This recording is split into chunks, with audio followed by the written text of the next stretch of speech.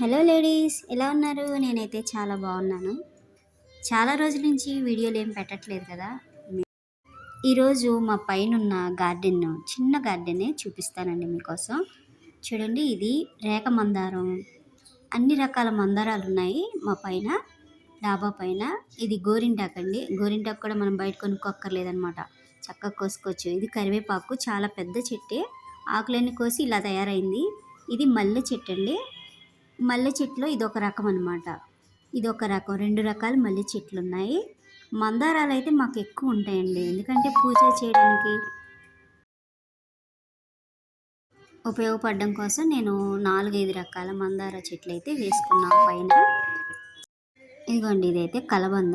కలబంద కూడా మనకి హెయిర్ పెట్టుకోవడానికి, ఫేస్కి, ఇట్లాంటి వాటికి ఉపయోగపడుద్దని కలబంద. ఇది ఒక రకం ఫ్యాషన్ ట్రీ అంటారు కదా, అలాంటిది.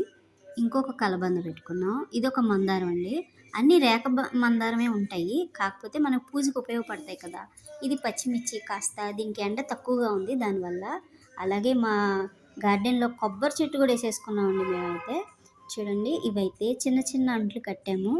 అంటే గులాబీ చెట్లకి కాస్త ముదురుగా ఉన్నవి తీసి ఇలా అంట్లు కట్టి పెట్టాను అనమాట. ఇవి కూడా 2, 3 కుండీల్లో పెడితే 2, 3 చెట్లు వస్తాయి కదా. ఇక్కడ తులసమ్మని పెట్టుకున్నాము. నా దగ్గర విష్ణు తులసి, లక్ష్మి తులసి ఉంది. అలాగే చిన్నది ఇలా పెట్టుకొని చక్క పైకి వచ్చి పూజ చేసుకోవచ్చు అనమాట. మనీ ప్లాంట్ బుడ్డ దాంట్లో పెట్టాము. ఇదైతే ఇన్సులిన్ చెట్టు, చాలామందికి తెలిసే ఉంటుంది. ఇది కొంచెం ముదిరిన తర్వాత దీనికి ఫ్లవర్ వస్తుందండి, చాలా బాగుంటుంది. ఇది కూడా కలర్ఫుల్గా ఇలా చిన్న చిన్న మొక్కలు చెప్పాను కదండి, చిన్న చిన్న కట్ చేసి పెట్టానని, వాటికి చిగుర్లు వచ్చినాయి అనమాట.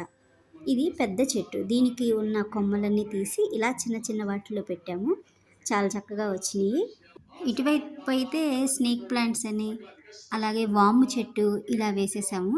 చాలా చక్కగా ఉన్నాయి చెట్లన్నీ. ఎండ ఇప్పుడే వస్తుందండి, అందుకని ఈ టైంలో తీస్తే బాగుంటుంది కదా అని చెప్పి నేను ఈ టైంలో తీసాను. ఇది కూడా ఒక చెట్టు ఏర్పాటు చేసాము.